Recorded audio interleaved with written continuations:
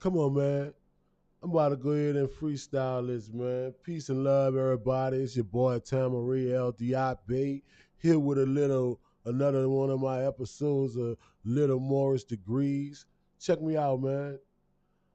Uh, I want to express how important it is that, what I'm saying, we understand etymology, you know what I'm saying? So today, we're going to deal with etymology and understand what is the Etymon and how it worked, you know what I'm saying? You know, Tariq Bey and Abdullah Bey and Yafa Bey and a lot of Moors have always taught this over the years, over a lot of years actually, how important it is that we understand the etymology and the etymon and how words morpheme and how words was used uh, back in antiquity as opposed as how they're used retrospective today, you know what I'm saying? How, you know what I'm saying, uh, a word may mean something totally different as opposed to what people may think that they mean today, because truth of the matter is words really, the meaning of words really never change. It's really just people perception of the word that actually changes, you know what I'm saying? People excuse me, people start to look at words differently, and people start to make in their minds uh different meanings of words that actually, you know, the word never really changed. But, they have people, they also have some deceitful people, like for social, political, you know what I'm saying, engineering and controlling the masses, you know what I'm saying, they might tend to let people lead to believe that certain words may mean what they feel they mean, but ultimately words never really change their meaning. You know what I'm saying? I get an example of, like, you know what I'm saying? The example that I always like to give when I'm explaining this to people is how we today use certain words, you know what I'm saying, in certain ways that don't necessarily mean what they mean, but we have accepted it to become, you know what I'm saying, the language, as if, say, for example, I might say, hey man, that's a badass car. You know what I'm saying? That's a badass pair of shoes you got on. That's a badass pair of shades, man. You know, them hoes fire. You know what I'm saying? Well, I'm saying that it's bad, but the real, true, organic meaning of bad is bad, something terrible. You know what I'm saying? Nothing is good about bad. But the way that I just used that terminology bad, I used it in a way and I invoke the good feeling when I say it bad. I invoke, and all this is what you call connotative and denotative meanings of words, right? So we have connotative. Hold up, I'm not getting, okay, there we go. We got connotation, right? The connotation is an idea or feeling that a word invokes in addition to its literal or primary meaning. So when I just said that's a badass pair of shades, you know what I'm saying? I gave an idea or I invoked a feeling of it's good. It was good. Like them hoes fire. I like them. That's bad. You know what I'm saying? Not the literal meaning of bad. You see what I'm saying? Because the literal meaning of bad, which would be, Hold up. I don't know why. Let me see.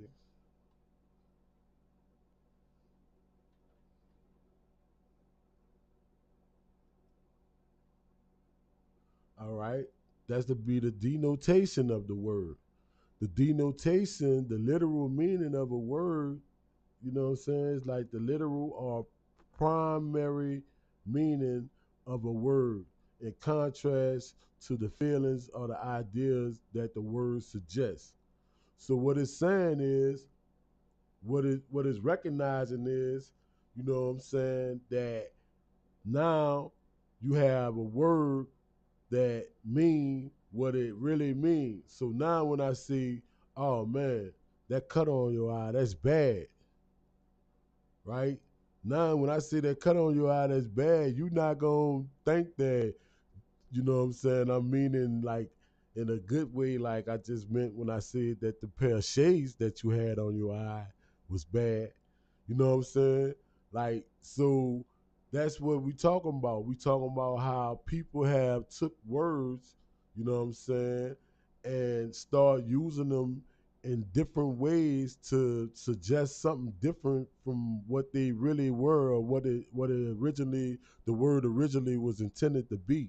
You know what I'm saying? And over the years, you know what I'm saying, like, you know, society just accepted. They kept a record of it. They marked it down, but they know that hey, this what the world went changed into.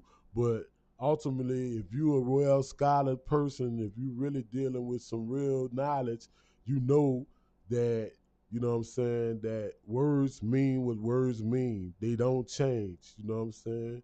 You can't have other meanings of words. You can have other words that relate to that word, you know what I'm saying? But ultimately, words don't have changed meanings, you know what I'm saying? Like, and that's what understanding how to read is really all about. Because let's take, for example, I'm gonna give you I'm gonna tell you a story, right? Then I'm gonna pull up some examples for you what I mean by the story. You know what I'm saying? All right. So me and a good friend of mine, we was in conversation and we was talking or whatever, you know what I'm saying? And I called my good friend a soothsayer. It's because I understood what the meaning of the word soothsayer really is. You know what I'm saying? And this guy, I, I, you know, everything that the definition of the word soothsayer suggested, I looked at this guy like, yeah, that fit you perfect, dude. Cause I often, and still today, I look at my dude as a person that speak the truth. You know what I'm saying?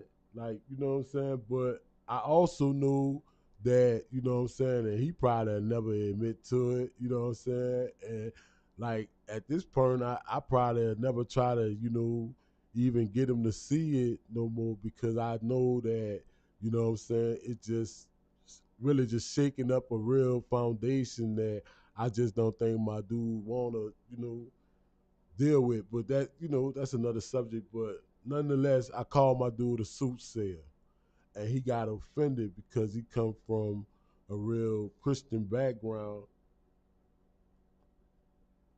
and of course, in that religion system, you know what I'm saying, they are educated and they are taught that a soothsayer is somebody that indulges in some kind of dark magic, like necromancy, divination, you know what I'm saying, like black magic type stuff. You know what I'm saying?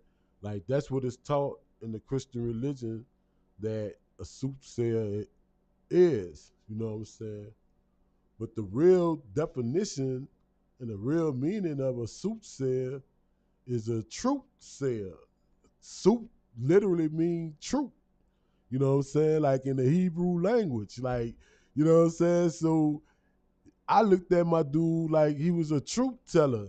So I called him a soothsayer, me knowing the real, organic denotation meaning of the word. I called him a soothsayer, and my dude got offended. You know what I'm saying? And he told me to never call him a soothsayer again. You know what I'm saying? Like, you'll think my dude thought I was putting the devil on him or something like that. But nonetheless, nonetheless, you know what I'm saying? And I wound up telling them like, man, yeah, you're right. I never will call you a soothsayer again because I know you really don't deal with the truth now. Because anytime you can take this knowledge and reject it, you know what I'm saying? Like, all right, matter of fact, instead of me explaining it to y'all, I'm gonna show you exactly what I'm talking about. Check this out. Let's pull this up. Let's get this here percolating, Let's get it percolating. You dig?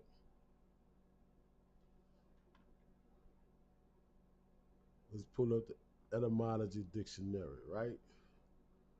Let's pull up the dictionary. You know what I'm saying? Okay, let's pull this up. Let me show you what I showed my dude.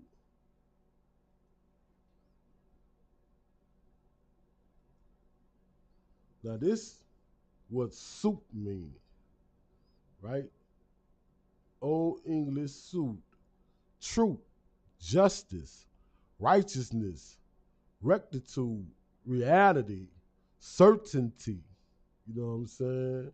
Noun use of suit, adjective mean true, genuine, real, just, righteous, originally sooner from Proto-Germanic Santas, source of Old Norse, Sana, Old Saxon, Sut, Old High German, San, true, right? So soup literally means truth, quote unquote. And we all know what a sayer is, but let's just look up for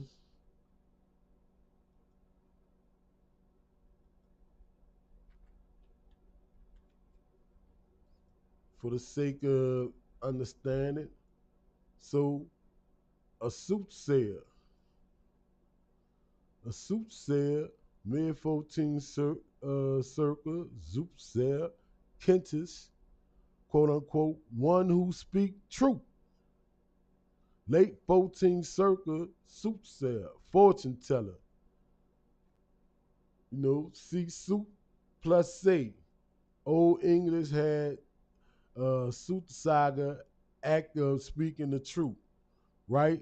So I know how to read, and by me knowing what the word really means, soothsayer really mean, that's what I was telling my partner. I was saying, hey, bro, to me, I mean, he didn't even realize that I was really giving them props. Like, to me, dog, I think you one of the few people I know that tell the truth, bro.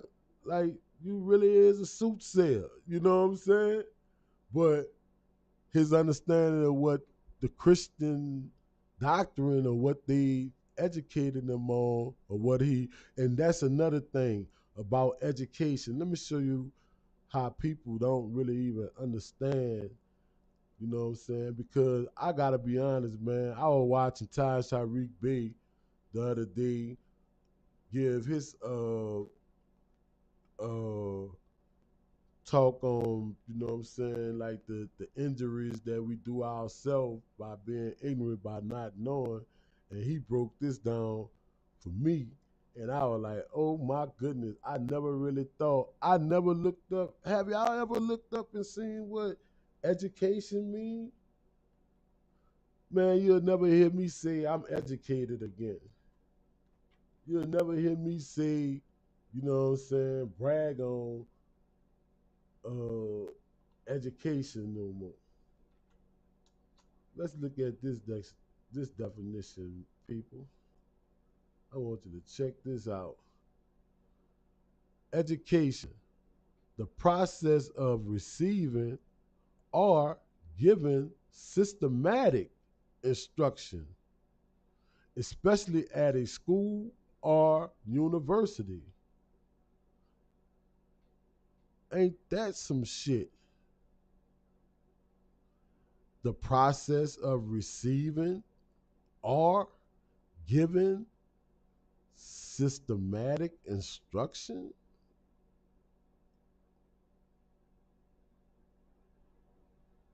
Really? Now look at this. Most people probably never heard of this word because I gotta admit I didn't. You know what I'm saying? And it fucked me up.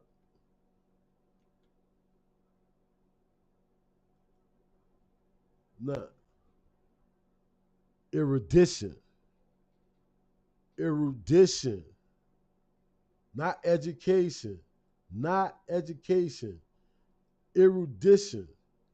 The quality of having or showing great knowledge or learning, scholarship, right? So education is receiving systematic instruction. Erudition is having or showing great knowledge, learning, scholarship. You see what I'm saying? So it just goes to show that people are educated and they think they know, but they really have been given systematic instruction. And just because you have been taught a certain way may not necessarily be the right way. Some of the things you may have been taught may not be in your own benefit, but you don't know no better because it's all you know. But you got to think about where did you get it from and who does it benefit that you know what you think you know. Feel me? You know? So that's just one, one aspect of it. And like I said, I could show how so many people think they black.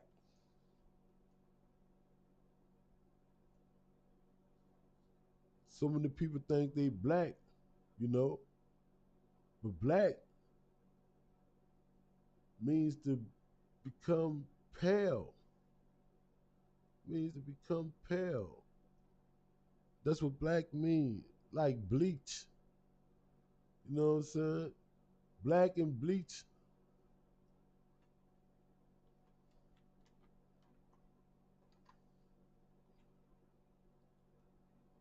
Black and bleach come from the same word. The same root word probably produced black, bleach, to make white.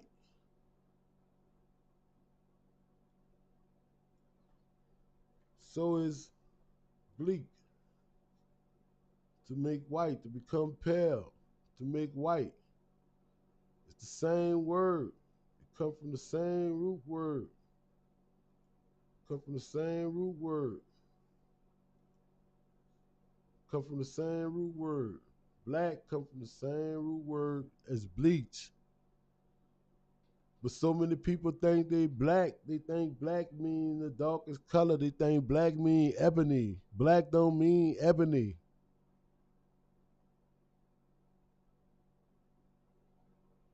You know, that's the whole thing. Is the connotated meaning of the word that y'all people fighting, talking about y'all black and y'all proud and Black Lives Matter and man, y'all just talking about pale people when y'all saying Black Lives Matter. Y'all crazy. Please, please. Anyway, you know what I'm saying? This been another teaching of Little Morris Degrees. Your boy Tamma-Re, El-Bey, peace, love, and truth, freedom, and justice. I'll see y'all later, man.